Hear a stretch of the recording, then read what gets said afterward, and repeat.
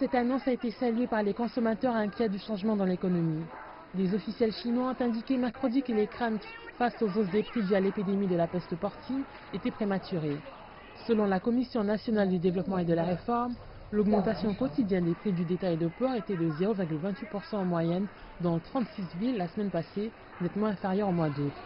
Ce chiffre a chuté à 0,22% dimanche. Madame Hui a révélé que la Commission nationale du développement et de la réforme avait pris des mesures en vue de soutenir l'élevage de porc et d'augmenter la capacité de stockage. Elle a ajouté que les niveaux de prix demeureront stables pendant la fête nationale chinoise lorsque le pays célébrera le 70e anniversaire de sa fondation dans tout juste 2 semaines.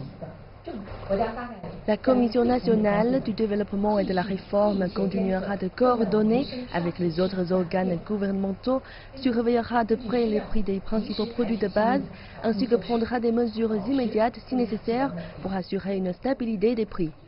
Concernant l'emploi, entre les mois de janvier et d'août, près de 10 millions d'emplois ont été créés. Le nombre total de travailleurs ruraux migrant vers les grandes villes a atteint 180 millions au deuxième trimestre de 2019. Il s'agit d'une hausse de 2 millions en glissement annuel. Les forces ouvrières transférées depuis les zones pauvres ont atteint 10 millions, soit 1 million de plus qu'à la fin de l'année 2018.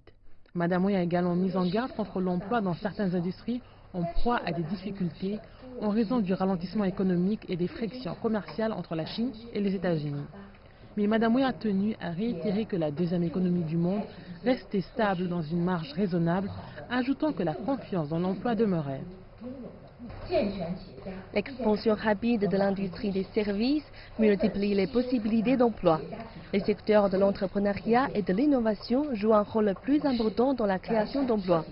La Chine a développé de saines politiques et des systèmes de services visant à créer des emplois pleins de haute qualité et nous sommes très confiants. En ce qui concerne les relations entre le gouvernement et les entreprises, Madame Hui a indiqué que la Commission nationale du développement et de la réforme encourageait toutes les parties à motiver et à protéger l'entrepreneuriat, à surmonter les obstacles institutionnels et à offrir des suggestions sur l'élaboration des politiques.